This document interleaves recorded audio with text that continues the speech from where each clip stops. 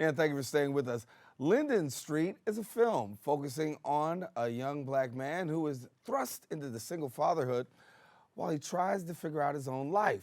Now, telling us a little bit more about the film is the Linden Street director and writer, Janice, and producer and actor, Bryant L. Lewis. And we welcome you both to the show. Good to have you. And thank you for having me. I appreciate thanks for it. having us. Good, good. So, give me a little about Linden Street. You know, this is it's a powerful story, and you wrote it. Give us a little bit what was behind it. In 2008, I moved to Linden Street in Bushwick, and there were lots of inspirations for the story, but I kept seeing young black men pushing baby carriages, and I just thought, this is something that I never see on television, and I sort of dove into their stories, talking to people, doing a lot of research, and I felt like it was a story that needed to be told, and hopefully it'll bring more awareness to these men who are really, you know, they struggle. It's hard being a single parent.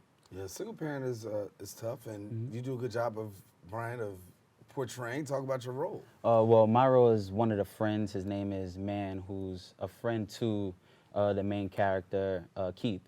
And he's just somebody from the neighborhood, somebody from the block who's stuck on the block.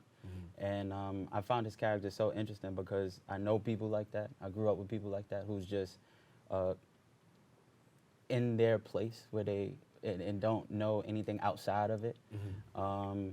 And just the story of Keith himself, who is the single father. I have a lot of friends who are fathers, who are single fathers, so telling that side of the story for me was just so important.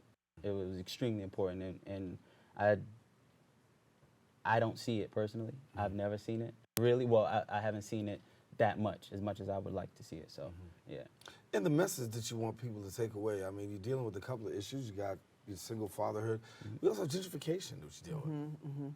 Yeah, and I guess I'm part of the gentrifier in a way coming to this neighborhood. But I was welcomed from day one, and everybody, I found it super inspiring the way everybody communicated. We had block parties in the backyard. It's a really, I have a lot of fondness for the block. It's people have lived there multi-generations, and they welcomed me, and we help each other. You know? And what are you wanting people to take away from this experience of watching the film once the film is out and people taking a look? That's a good question. I want people to understand representation of people of color in film, and media and TV. I want people to understand the story of what it's like to be a single black father in these neighborhoods and in these communities, because that story isn't told so much. And I think I want people to understand our point of views when it comes to gentrification, because I feel like it's always a good and bad side, and our voices to it isn't heard as much. And I just want our voices to be heard when it comes to gentrification and how we feel about it. And from your perspective, what's the feeling like? It goes. I do a whole show on this one, but which is very true. That's very true. It goes all over the place, man, because it takes. Oh man, it hurts in a lot of ways because we're being uprooted from places that we grew up in, from places that is all we know. Right. And people that's coming in isn't doing justice to the community itself. They're not necessarily giving back to it. They're not necessarily helping lift it up in many ways, and it hurts the community in a lot of ways. It hurts the culture in a lot of ways. So, again, we can do like a whole show on what gentrification is from our perspective, but the film taps into it just a little bit. And doing it for you, a learning lesson too, right? Yeah, and I sort of gave my personal experience with it, being on the other side, but I tried to show things from all sides, and frankly, there are a lot of moments where people like me are being made fun of in the film, and I definitely changed my subject position as I was writing it, as I was researching it. And overall, I didn't want the film to be have a heavy point of view in any direction. I subscribe to dialectic filmmaking, and I think that allows people to walk away and think further and talk about it and to start a conversation. Right. And big up to Janice too, because she gave us, she gave the actors and the cast members a huge voice in the process. Because if we didn't have that input that we had, I don't know if it would have been as authentic as it is. Right. Yeah. Screening. Let's talk about that. Friday, 6:30 at Noy House, 25th Street and Park. Everybody is welcome to RSVP and attend, and it'll be a fun night. We're going to have the teaser screening, which is 7 minutes, and then a conversation, and then dancing. Q&A with us and a couple of the cast members.